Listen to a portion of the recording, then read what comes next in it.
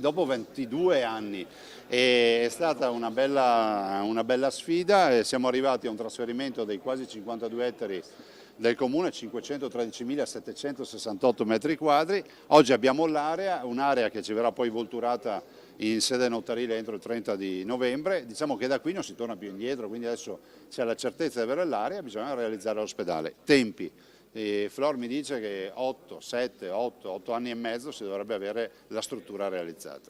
Un documento storico per una struttura di livello internazionale che può ridisegnare la logistica sanitaria di tutto il Veneto. Non c'è retorica nelle parole del presidente Zaia, ma la consapevolezza che la sottoscrizione a Palazzo Balbi, sede della giunta regionale a Venezia, dell'accordo per la realizzazione del nuovo polo della salute padovano è un passaggio fondamentale per un'opera attesa da anni, un atto che sancisce anche la vittoria della nostra emittente sulla lunga vicenda del nuovo ospedale, dando sempre voce ai cittadini che chiedevano risposte concrete in una situazione che appariva bloccata. Oggi invece si dà di fatto il via ad un'operazione da 600 milioni di euro. Nell'accordo si fa riferimento a un ruolo di advisor che dovrà avere l'ufficio regionale rispetto alla modalità di finanziamento, che sarà sicuramente parte di finanziamento proprio e parte di risorse che andremo a trovare sul mercato, fondi BEI, della Banca Europea degli Investimenti, che potrebbe essere la Cassa Depositi e Prestiti, ma non escludo a priori, anzi direi che a priori dovrebbe esserci